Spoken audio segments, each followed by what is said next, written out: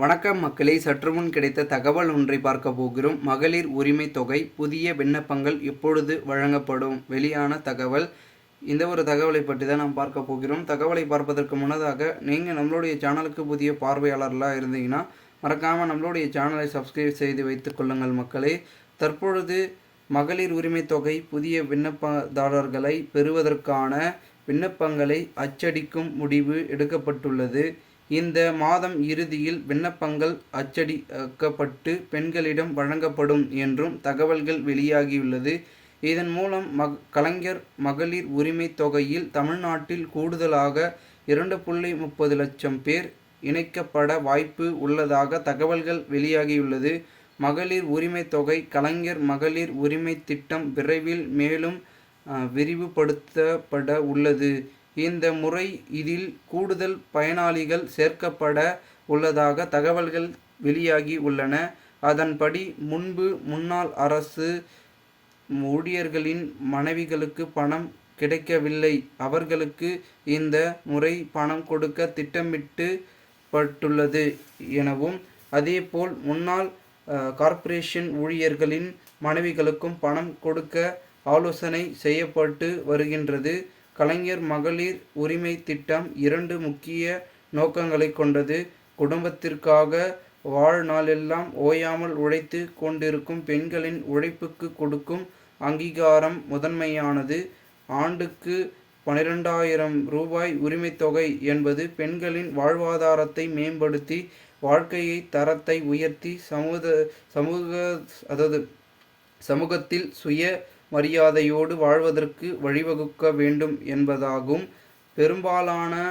பெரும்பாலும் கணக்கில் கொள்ளப்படாத ஒரு முக்கியம் பெண்களின் பெரும்பாலான கணக்குகளில் கொள்ளப்படாத பெண்களின் உழைப்பை குறிப்பாக அங்கீகரித்திடவே பெண்களுக்கு சொத்துரிமை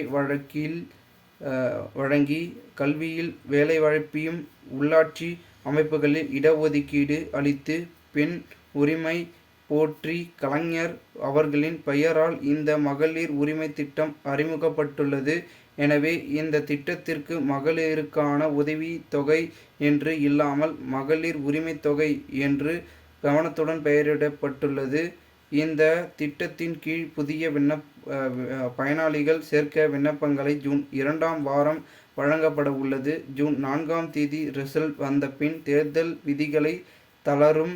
அதனால் அதற்கு பின்னே விண்ணப்பங்களை கொண்டு முடிவு. அதற்கு பின்னே விண்ணப்பங்கள் கொடுக்கப்படும். இந்த திட்டத்தில் கடந்த ஜனவரி கூடுதல் பயனாளிகள் சேர்க்கப்பட்டனர். இந்த நிலையில் இந்த மாதம் இதே திட்டம் மறுவாழ்வு முகாம் பெண்களுக்கும் விரிவுபடுத்தப்பட்டுள்ளது. அதற்கான ஆணை வெளியிடப்பட்டுள்ளது. அதேபோல் இதுவரை விடுபட்ட பெண்களுக்கு பணம் அனுப்பப்படும் முடிவு செய்துள்ளது.